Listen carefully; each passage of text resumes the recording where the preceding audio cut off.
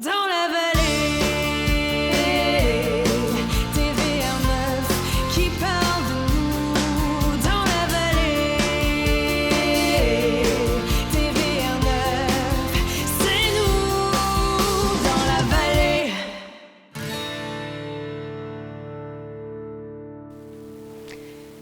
Elle a mauvaise réputation. On ne veut pas montrer la nôtre et on ne veut pas subir celle des autres. La colère, pourtant, elle est bien là. Et avec nous aujourd'hui, Madame Ingrid Schmidt-Sousen. Bienvenue. Merci, Marguerite. Alors, pourquoi on a une relation aussi compliquée avec la colère? C'est vraiment une super belle question. La colère est... On apprend que la colère est mauvaise dès notre petite enfance. Quand un enfant a une crise de colère, la mère va le prendre au bras et va dire « arrête ça » et va être même gênée ou avoir peur. Donc, on a appris dès notre petite enfance qu'on a 4 sentiments, la colère, la peur, la tristesse, la joie, ce sont les 4 sentiments de base, mais dont une seule est bonne, la joie. Tristesse, peur, déjà pas bien. Ça dérange moins. Mais certainement, la colère est certainement mauvaise. Et pourquoi c'est mauvaise? Parce que on lit ça, on a appris ça, on a une image que la colère est destructive, mauvaise, détruit les relations, guide vers la violence, vers l'agression. C'est ça, on brise des choses par la colère. L'énergie est expansive vers l'extérieur.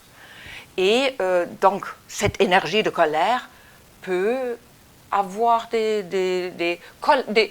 dommages collatéraux. Oui. Et ainsi, on a appris que la colère est mauvaise. Et qu'est-ce qu'elle a la conséquence de ça? On apprend comme enfant, je peux avoir la joie, la peur et la tristesse peut-être, dépendant des genres un petit peu, mais certainement la colère est défendue. Donc j'apprends, comme enfant, j'ai de la colère, mais j'apprends de la supprimer. Petit à petit. Ne pas la ressentir. De ne pas la ressentir. Ouais.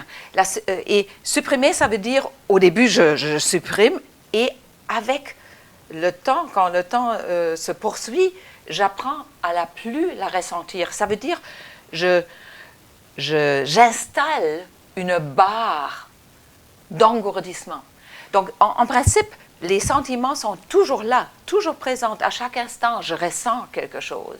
Mais quand j'ai installé, je parle maintenant seulement de la colère. C'est une image forte, ça, Oui. La barre d'engourdissement. Oui, c'est ça. Là. Et j'ai quelque chose ici, je me coupe de qu'est-ce qu'il y a dans mon corps et je ne deviens plus consciente que je suis en colère. Je note peut-être j'ai de mauvaise humeur ou quelque chose de désagréable, mais je ne suis pas consciente que ça, c'est de la colère. Et en ce moment-là, la colère devient vraiment quelque chose de pas bien, parce que quand la colère n'est pas consciente, il faut vraiment faire la distinction entre colère consciente, colère non consciente, inconsciente. Qu'est-ce qui arrive? Qu'est-ce qui arrive? C'est ça. La colère ne disparaît pas. La colère, tous les animaux ont aussi de la colère. Et nous, les êtres humains, sont les seuls qui essaient de la supprimer complètement. Et quand la colère est inconsciente, elle va sortir à côté. C'est ça, vraiment. Ça va sortir sur les côtés? Ça va sortir sur les côtés. Ça va sortir... Comme un chaudron qui déborde, là. Exactement. Oui. Et ainsi, et je ne suis pas consciente de cela, donc moi, comme personne, je le note même pas que ça arrive. Les autres le voient. Vous voyez, quand moi, je suis en colère inconsciente, vous le voyez tout de suite. Mais moi, je ne suis pas consciente. Et à ce moment-là, ça peut contribuer que l'atmosphère, dans une situation, s'aggrave et un pas cause l'autre Ouais. et les choses. Est-ce qu'on peut vivre comme ça toute sa vie en étouffant sa colère, Impossible. impossible? Impossible. Le bouchon saute à un moment donné? Oui, c'est ça.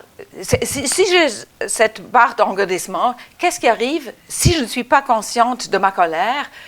Tout ce qui est en dessous, je ne sais pas que c'est de la colère et je le perçois seulement quand la colère est à un pourcentage qui dépasse cette barre d'engourdissement. Et en ce moment-là, ça peut être tellement fort déjà, mettons 50%, 60%, 80%, que j'explose ou que j'implose. Implose. Oui, c'est ça. Les Dans deux directions sont Et possibles. dans les deux cas, c'est dramatique. Oui, c'est Ça ça. peut être dramatique. Est-ce qu'il y a une différence entre la façon dont les hommes et les femmes gèrent leur colère? Oui, il y a des différences. Bien sûr, c'est une généralisation et j'aimerais vraiment dire, donc, c'est vraiment individuellement différent. Mais si on Il y a des regarde, tendances. il y a des tendances. Et quand on voit, les femmes ont peur de leur colère parce qu'on voit mal qu'une femme est en colère. On dit tout de suite elle est hystérique ou quelque chose comme ça. Donc, les femmes ont peur de leur colère. Et les hommes ont beaucoup plus peur d'avoir peur ou d'être tristes. Donc, ils couvrent souvent ces sentiments qui sont moins permis, ces sentiments moins permis, ils couvrent ça avec la colère. Donc, ils sont de mauvaise humeur parce qu'ils cachent ainsi leur peur et leur tristesse.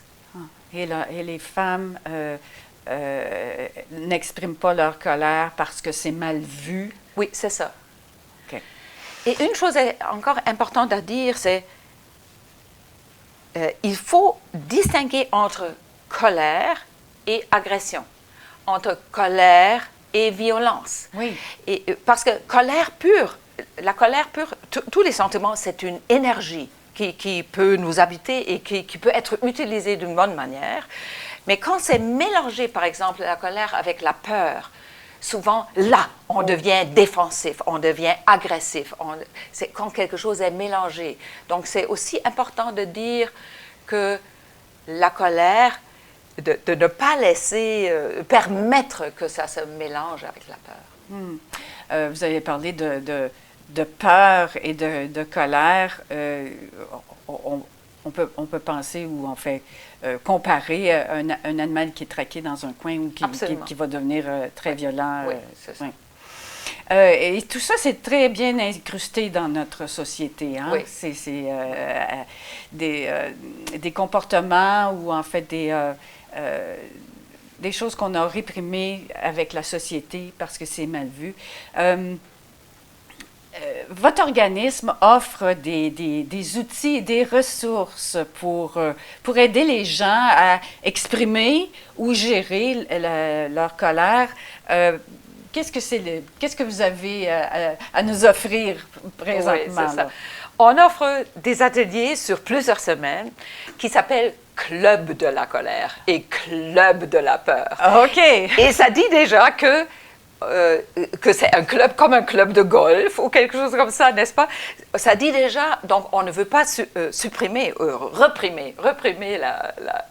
la colère, mais on veut offrir un espace sécuritaire où on peut le faire. Vous avez bien dit que la colère ou la peur de la colère ou comment on dit? Le malaise. Il y a le malaise quand on est malaise avec la colère. C'est tellement incrusté dans nous Oui.